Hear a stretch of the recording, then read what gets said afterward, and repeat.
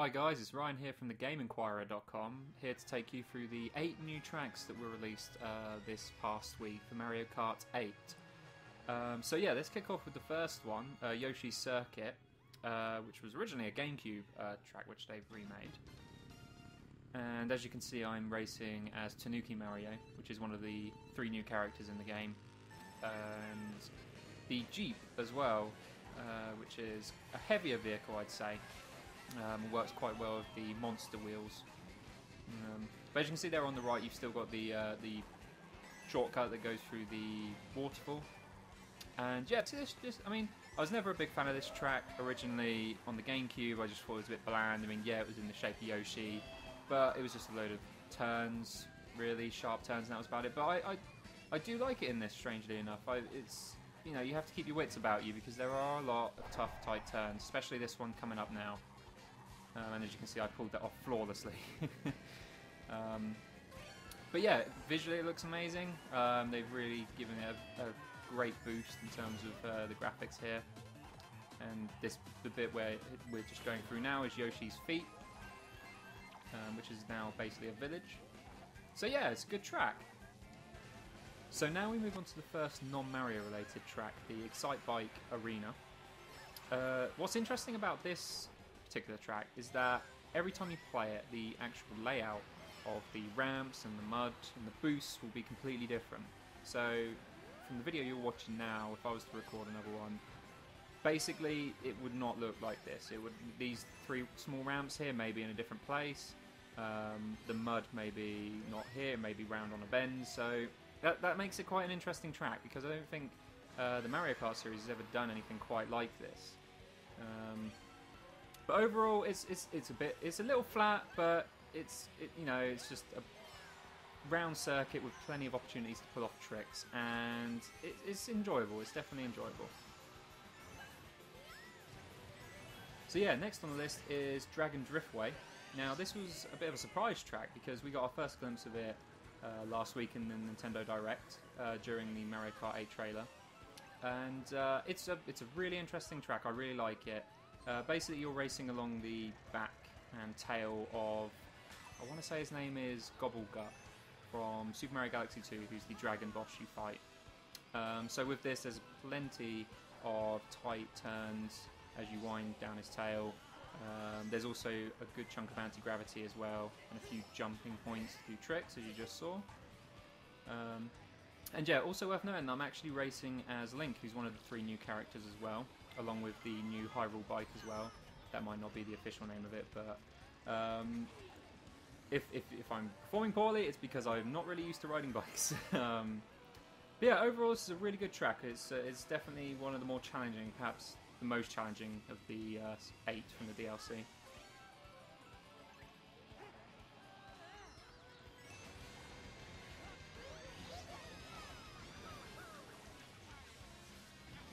And here we have the second non-Mario related track of the DLC. Obviously this is based on F-Zero. This particular track is the Mute City location, and this may be my favourite track from all 8 available in the DLC. As you can see on this section here, basically the sections where you usually recover your health in the F-Zero games actually reward you with coins in this, because you'll probably notice there are no coins on the track at all, which is a nice little touch. It's a cool little callback to the actual F-Zero series and how that plays. But why this is so great in particular is the fact that it's all anti-grav, like the F-Zero series, and just how fast it is. There are boost pads everywhere. I mean, as you can see here, there are you're not going very long without hitting another boost pad. And managed to just about avoid that blue shell there. But yeah, it's a fantastic track, and also a little bit of a bummer playing it because when are we going to see a new F-Zero game? I know a lot of people out there want another F-Zero game, and I am definitely one of them. So now we come to the first track of the Triforce Cup, and that is Wario's Gold Mine, which is a remake of the Mario Kart Wii track. And this one actually is really good. I mean, it was probably one of the harder tracks from the Mario Kart Wii. And the anti-grav here, as you can see on this bit, has worked surprisingly well. I love the whole big drifts and the big turns here. Also a big difference is that the mine carts, which were quite a cause of trouble in the Wii version, now give you an extra boost if you rub against them. Also, the shortcut over here makes a return. But yeah, no, I really like it. Visually, it looks fantastic. They've really updated it well. And yeah, I'd say this is probably the best of the 3 returning tracks in the DLC. Now, if there's one thing I appreciate in Mario Kart, it's the return of the SNES tracks. And seeing Rainbow Road return is great. I mean, the music is fantastic. They've really updated it well. Visually, it may not be the best looking track of the bunch. I mean, there's only so much you can do with a rainbow coloured track in the middle of the sky. But no edges make it a bit tough. Obviously, the track is wider to accommodate the 12 racers.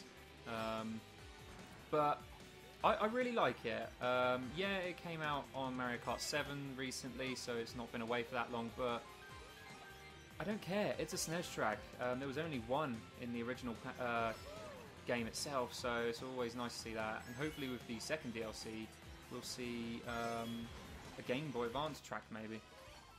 So next up, we have Ice Ice Outposts, which is a brand new track, not based on another franchise. And what this consists of is 2 tracks, one green, one yellow, that split apart at certain points and also form back up again. Plenty of shortcuts in this. As you can see, I'm attempting to take one here, and I think I pull it off, just about. But yeah, I love the setting. We have one ice track, which was Mount Wario in the original game. It's nice to see another one. A good anti-gravity section there as well, as you do a big loop. And yeah, it's a cool idea. I mean, I don't think in Mario Kart 8 we had a track that really did this, where you just had 2 sections that would go back and forth. I mean, I guess Electrodome was one, but not to this extent. And I think I try and take another shortcut here. Not sure if I land it. Yeah. No, not quite. But yeah, as you can see, there are good shortcut opportunities in this. So if you're feeling daring, then you can always take those. But overall, yeah, I'd say it's a really great track. So now we come to the final track of the DLC, and it's the one that I'm sure many of you out there have been eagerly anticipating. It's the Legend of Zelda track called Hyrule Circuit. This track is really good. It's not the toughest, hasn't really got too many tough turns, but it starts off out in the open before taking you down a staircase through Hyrule Castle itself and leading back out again. As you can see from this, there are no coins, and they've actually changed them to rupees, which is a nice touch, like with the F-Zero where you had the recharge sections on the sides of the track. It's just a nice little callback to the actual series itself.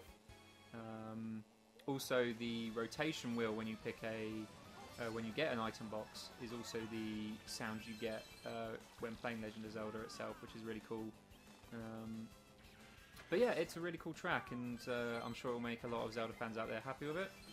Also, this section here, as you can see, these spinning devices here, if you manage to hit all 3 and light them up, you can then take this ramp and jump across the Master Sword there. Again, another nice little touch, which I'm sure fans will appreciate. But yeah, so that's the DLC. 8 cool tracks, 3 characters, 4 carts. Leave in the comments below what you think of the tracks, and also let me know what you'd like to see in the Animal Crossing Cross Mario Kart DLC next year. So yeah, thanks for watching guys, see ya!